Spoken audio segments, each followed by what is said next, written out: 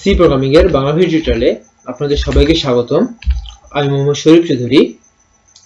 আজকের পর্বে আমি শেখাবো যে কিভাবে একটি স্ট্রিং আরেকটি স্ট্রিং এর মধ্যে কপি করতে হয়। অর্থাৎ আমরা একটা স্ট্রিং নিব, সেই স্ট্রিংটাকে পুরোপুরিভাবে আরেকটা স্ট্রিং এর মধ্যে অ্যাসাইন করব কিভাবে। ইকুয়াল সাইন দিয়ে আমরা কখনো অ্যাসাইন করতে পারবো না, কারণ বলেছি যে আমরা এরে কখনো ইকুয়াল সাইন দিয়ে আমরা অ্যাসাইন করতে পারি না। সো এই কাজটা কিভাবে করতে হবে সেইটা আমরা আজকে শিখব। সো প্রথমে আমরা ক্যারেক্টার টাইপের দুটো অ্যারে ডিক্লেয়ার করি, str ছোট করি s এবং এর ইন্ডেক্স দেই 15 এবং s1 এটাও দেই 15। সো আমরা বলেছিলাম যে একটা স্ট্রিং আরেকটা স্ট্রিং এর মধ্যে কপি করব। সো এই ক্ষেত্রে আমরা কি করব, যে প্রথমে একটা স্ট্রিং এটা আমরা স্ক্যান করে নিয়ে নেব এবং প্রিন্ট করব এটা, এবং এর জন্য যে কাজ করতে হয় সেটা হচ্ছে যে কপি করতে হবে। অর্থাৎ আমি যদি s এর সবকিছুই s1 এর মধ্যে কপি করে ফেলি তাহলে s1 এবং s এর মানটা একই হয়ে যাবে। সো আমরা যদি s ইনপুট নিয়ে তখন s1 প্রিন্ট করি, সেক্ষেত্রে যেটা ইনপুট নেবে সেটা আউটপুট আসবে। সো এতটুকু জিনিস আগে আমরা লিখে ফেলি, scanf %s, s আমরা s টা নিব ইনপুটে এবং প্রিন্ট করব %s, s1। অর্থাৎ আমরা যেটা ইনপুট নেব সেটা যদি আউটপুট পেতে চাই এখন, সেই ক্ষেত্রে আমাদেরকে অফকোর্স s1 এর মধ্যে s এর সবগুলা ক্যারেক্টার অ্যাসাইন করে দিতে হবে। এই কাজটা কিভাবে করব সেটার পদ্ধতিটা একটু দেখে নেই।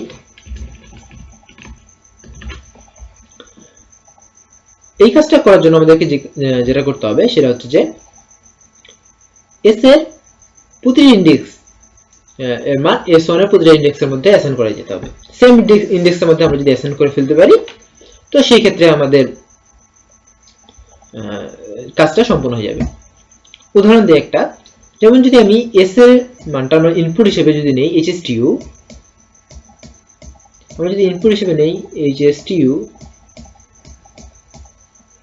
সেক্ষেত্রে আমরা কি করব? আচ্ছা, আমি এই জিনিসটা এভাবে দেখাই। ধরি এটা s এবং এটা এভাবে রয়েছে, বাকিগুলো সো আমাদের তো সবকিছু দরকার নেই, আমরা কতটুকু দরকার সেটা লক্ষ্য করি। h দরকার, s দরকার, t দরকার, u দরকার এবং একটা জন্য দরকার \0। আমাদের আর কোনো দরকার নেই। আচ্ছা, এবং আমরা এটাকে অ্যাসাইন করতে হবে s1 এর মধ্যে। সো আমাদের কি কাজটা হবে, আমাদের কাজটা হবে আমরা একটা করে ক্যারেক্টার নেব, সেটাকে অ্যাসাইন করে দিয়ে যাব, প্রতিটা অ্যাসাইন করব। তারপর সবশেষে যখন \0 পাবো তখন আমি কি করব, যে অ্যাসাইন করার পর লুপটা ব্রেক করে ফেলবো, সেক্ষেত্রে হয়ে যাবে। ব্যাপারটা একটু কঠিন মনে হচ্ছে, সহজ করে বুঝাই। ধরে নিলাম আমি i = 0 প্রথমে অ্যাসাইন করলাম, এর দ্বারা আমি ইন্ডেক্সগুলো নিয়ন্ত্রণ করব।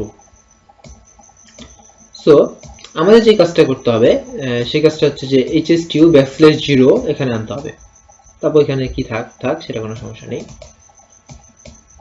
আচ্ছা, প্রথমে আমরা কি করব, i মান যখন 0 ইন্ডেক্স তখন আমরা প্রথমে চেক করব, মানে প্রথমে অ্যাসাইন করে ফেলবো, কোনো কথা নেই, প্রথমে আমরা অ্যাসাইন করে ফেলবো। h এর মানটা আমরা এখানে অ্যাসাইন করে ফেললাম। অ্যাসাইন করার পর আমরা চেক করব যে h এর মানটা এখানে যে মানটা আছে ইন্ডেক্সের মানটা, অর্থাৎ 0 ইন্ডেক্সের মানটা প্রথমে আমরা 0 ইন্ডেক্সে যে মানটা সেটা প্রথমে আমরা অ্যাসাইন করে ফেলবো, এবং তারপরে আমরা করব কি, চেক করব যে এই মানটা \0 কিনা। যদি \0 হয় তাহলে লুপটা সঙ্গে সঙ্গে ব্রেক, আর যদি না হয় তাহলে ব্রেক করবে না। এর কারণটা কি, কারণ যখন \0 মানে কি স্ট্রিং এর শেষ, আমাদেরকে আর কোনো কিছুই করতে হবে না, এবং \0 যখনই আমরা কোনো জায়গায় অ্যাসাইন করে দিলাম তাহলে তার আগ পর্যন্ত ক্যারেক্টারগুলো স্ট্রিং হিসেবে কাউন্ট হবে এবং পরেরগুলো আর কাউন্ট হবে না। এই জিনিসটা আমরা গত কয়েক টিউটোরিয়ালে বুঝে এসেছি। সো এখন আমরা দেখব যে কিভাবে এই কাজটা করি। প্রথমে আমরা h এর মানটা অ্যাসাইন করলাম, এবার আমরা কি করব, i এর মানটা এখন ইনক্রিমেন্ট হবে, ইনক্রিমেন্ট হওয়ার পরে যখন 1 হবে তখন এখানে হবে, এখানে আসবে, এবং এইচ এর মানটা এখানে অ্যাসাইন হওয়ার পর এস এর মানটা এখানে অ্যাসাইন হবে এবং তারপর আমরা চেক করব যে এস এর মানটা ব্যাকস্ল্যাশ 0 কিনা। না, ব্যাকস্ল্যাশ 0 না। সো সেই ক্ষেত্রে আমাদের ইনডেক্সের মানটা হবে 2। 2 ইনডেক্স বলতে এটা যদি 0 ইনডেক্স, এটা 1 ইনডেক্স, এটা 2 ইনডেক্স, এটা হচ্ছে 3 এবং এটা হচ্ছে 4। 2 হলো এবং 2টা আমরা এখানে অ্যাসাইন করব। অ্যাসাইন করে ফেললাম টি এবং তারপর চেক করব ব্যাকস্ল্যাশ 0 কিনা। না, ব্যাকস্ল্যাশ 0 না। তাহলে আই এর মানটা আবার একবার বেড়ে হবে 3 এবং সেখানে আবার অ্যাসাইন করে ফেলবো এবং অ্যাসাইন করার পর চেক করব যখন যে ব্যাকস্ল্যাশ 0 কিনা। সো তখন আনসার আসবে না, ব্যাকস্ল্যাশ 0 নয়, আবার এক ঘরে যাবে 4 এবং আমরা আবার এখানে অ্যাসাইন করে ফেলবো, সেটা হচ্ছে ব্যাকস্ল্যাশ 0 এখানে অ্যাসাইন হয়ে যাবে। এবার আমরা চেক করব যে S4 এর মানটা ব্যাকস্ল্যাশ 0 কিনা। ইয়েস, S4 এর মানটা ব্যাকস্ল্যাশ 0। সেক্ষেত্রে আমাদের লুপটা ব্রেক করবে। লুপ ব্রেক করার ফলে কি হবে যে আমাদের আর কোনো কাজ হচ্ছে না এবং দেখুন যে এই পুরো স্ট্রিংটা এখানে ঠিক সেভাবেই কপি হয়ে গেছে এবং আমরা যদি S1 এর মান প্রিন্ট করি, সো এখন HS2 প্রিন্ট করবে। সো আমরা দেখে নিলাম যে আমরা কোন পদ্ধতিতে কাজটা করব। এবার আমরা আসল কোডিংটা করে ফেলি। কোডিং করার জন্য আমরা বলেছিলাম যে একটা ইন্টিজার নেব, সেটা হচ্ছে i এবং আমরা কি করব যে প্রথমে আমরা i এর মানটা 0 করে দেব। এরপর আমরা লুপ ঘোরাবো উইদাউট কন্ডিশন, কোনো কন্ডিশন ছাড়াই লুপটা ঘোরাবো। কতক্ষণ লুপটা ঘুরবে সেটা আমরা যেহেতু জানি না, সেহেতু আমরা এখানে while 1 দিতে পারি এবং এরপর কি করব যে আমরা অ্যাসাইন করে ফেলবো S1 i এর মধ্যে, ইনডেক্সের মধ্যে আমরা s ওই ইনডেক্সটা অ্যাসাইন করে ফেলবো। তারপর আমরা চেক করব বলেছিলাম যে if যদি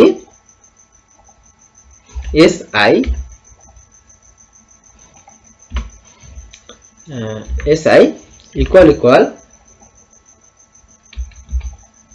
ব্যাকস্ল্যাশ 0 হয়, সেই ক্ষেত্রে আমরা কি বলেছিলাম যে ব্রেক করব। আর যদি ব্রেক কখনো না হয় তো এখানে আমরা ইউজ দিতে পারি। যদি ব্রেক না হয় তাহলে আমরা বলেছিলাম কি i এর মানটা প্লাস প্লাস করব। দেখুন একটা জিনিস এখানে একটু ছোটখাটো ব্যাপার, যে এই দুটো ব্যাপার একই কিন্তু তারপরে একটু লক্ষ্য রাখার ব্যাপার, কোনো বার যদি এই কন্ডিশনে ঢুকে যায় সে কিন্তু ব্রেক করবে, আর যদি ঢুকে না যায় তাহলে i প্লাস প্লাস করবে। এখানে ইউজ না দিলেও চলবে, কারণ ঢুকে গেলে তো ব্রেক, ঢুকে গেলে তো আর কোনো কথাই নেই। যদি না ঢুকে যায় তাহলে এমনি i প্লাস প্লাস হবে। ব্যাপারটা যদি না বুঝেন তাহলে একটু চিন্তা করবেন এবং বুঝতে পারবেন। আচ্ছা, আমি যদি এই কাজটা করে ফেলি তাহলে মোটামুটি ভাবে আমাদের কাজ শেষ, আর কিছু করতে হবে না। এবার আমরা প্রোগ্রামটা রান করব। আচ্ছা, প্রোগ্রামটা আমরা রান করলাম। রান করে আমরা ইনপুট দেব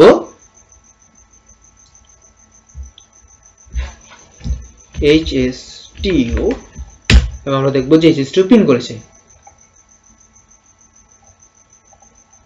এবং আমরা দেখব যে HS2 প্রিন্ট করেছে। সো আমাদের প্রোগ্রামটা ঠিক আছে। এবার আমি কোডিং এ একটু চেঞ্জ করতেছি।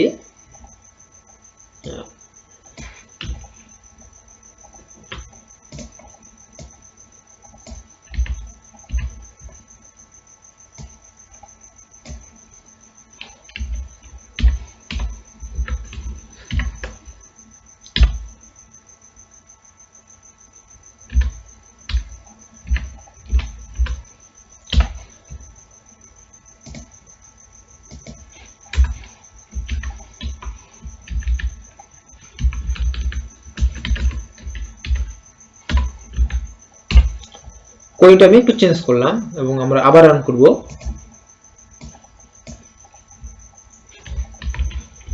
HS2 দেখুন ঠিক আসছে এবং দেখুন এবার একটা এক্সট্রা লাইন লিখছি লুপের পরে। এই লাইনটা যদি আমরা না দেই সেক্ষেত্রে কিন্তু সবসময় সঠিক আউটপুট আসবে না। এই যে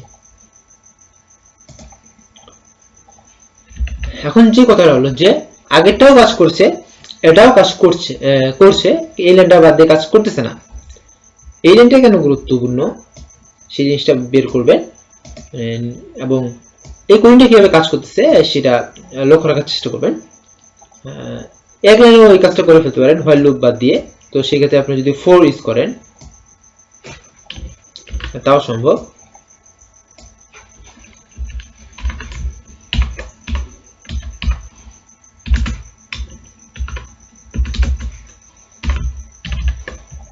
সেক্ষেত্রে আমাদের এটা লাগবে না, এই জিনিসটা লাগবে না। এবং দেখবেন যে রান করলে সরি ইন্টিজার আই লাগবে, অ্যাসাইন করতে হবে না, আই লাগবে। সো এই ক্ষেত্রে যদি রান করেন আউটপুট ঠিক আসবে, এবং এই লাইনটা বাদ দিয়ে কিন্তু আউটপুট ঠিক আসবে না। এই পরবর্তী যে দুটো কোড আমি তাড়াতাড়ি করে দেখালাম, কোনো বর্ণনা করলাম না, এই দুটো কোড বুঝে দেখতে আপনাদের। আশা করি আপনারা এই দুটো কোড বুঝতে কোনো অসুবিধা হবে না। যদি বুঝতে কোনো অসুবিধা হয় তাহলে আপনারা গত কয়েক পর্বের টিউটোরিয়ালগুলোতে হেল্প নেবেন, তাহলে বুঝতে পারবেন। কারণ ব্যাপারটা যদি আপনারা বুঝতে পারেন তাহলে স্ট্রিং এর বেসিক ব্যাপারগুলো আপনারা অনেকটা ক্লিয়ার এটা ধারণা পাবেন। সো ধন্যবাদ সবাইকে আমার সাথে থাকার জন্য। দেখা হবে পরের টিউটোরিয়ালে।